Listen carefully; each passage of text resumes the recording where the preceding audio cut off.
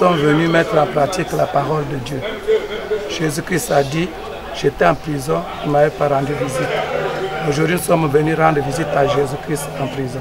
Le but, c'est de leur donner espoir, de leur dire que Jésus-Christ est un Dieu vivant.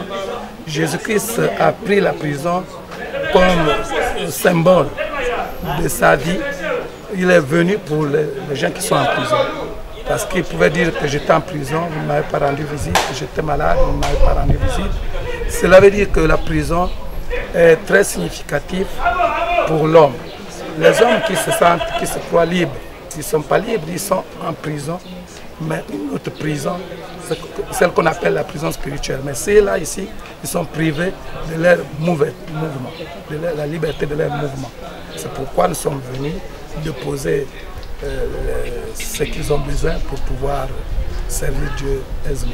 Il a été pour nous une réunion au cours de laquelle le ministre de l'Enseignement supérieur a organisé pour faire l'état du lieu des universités et grandes écoles, voir les conditions dans lesquelles les étudiants apprennent.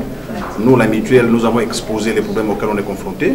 Et il y a une réunion préparatoire avec le premier chef du gouvernement à qui on va adresser tous les problèmes auxquels les étudiants des grandes écoles et universités du Gabon sont confrontés. Donc il a été question pour nous de mettre en place un petit comité avec les différentes mutuelles et aussi les enseignants avec leurs syndicats et les chefs d'établissement. Et nous allons élaborer le document afin qu'on les dépose auprès du ministre pour préparer la réunion avec le premier chef du gouvernement le lundi 14 octobre 2000. Ça, c'est un projet suicidaire. Si un projet du Code du travail ne donne pas plus d'autorité à l'inspecteur du travail pour faire respecter la loi, ça c'est un projet suicidaire.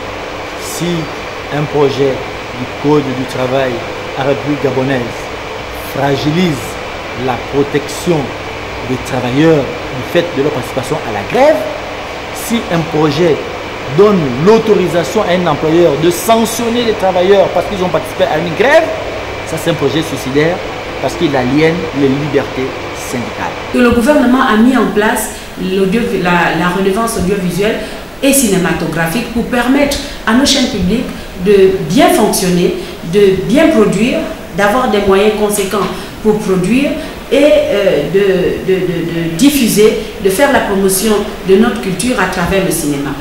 Malheureusement, depuis 3 ans que cette redevance est mise en place, elle est détournée à d'autres fins.